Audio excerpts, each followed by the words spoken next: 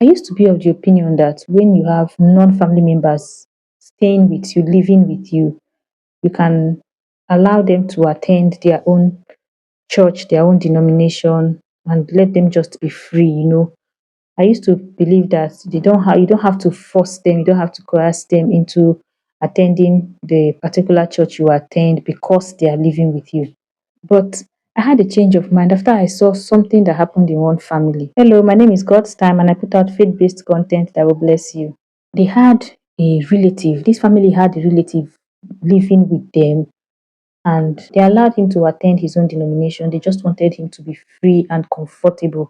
Despite the fact that his church, his denomination, had different, had a totally different doctrine from theirs, totally different doctrine, totally different practices, and some which they themselves, as the parents, did not believe.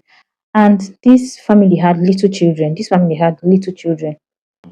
And it was like that for a while until one day they caught this relative trying to indoctrinate the little children. He was here trying to teach them the doctrine of his own denomination, trying to make them to under.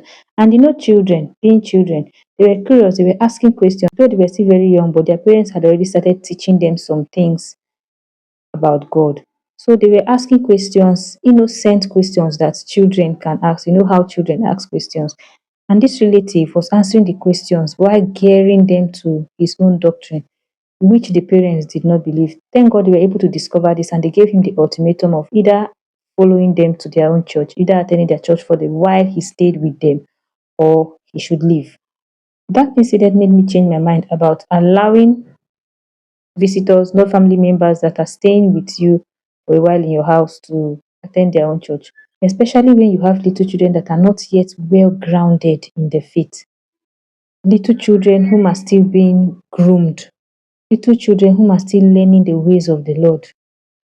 Those years are their formative years. They do not need that confusion. I am of the opinion that a household should worship together. A household should drink from the same system.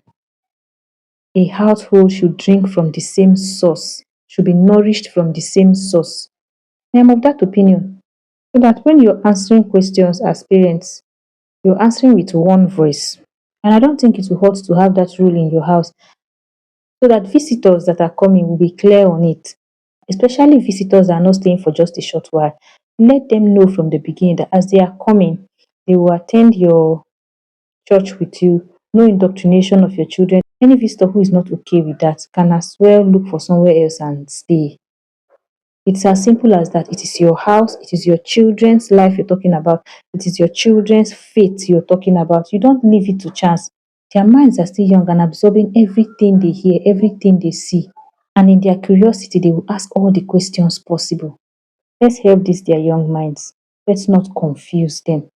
Let's help them to be on the right track by leading them right and by making sure that those around them, at least the ones we can control, are in line too. Thank you for watching. Please do well to share this video with others.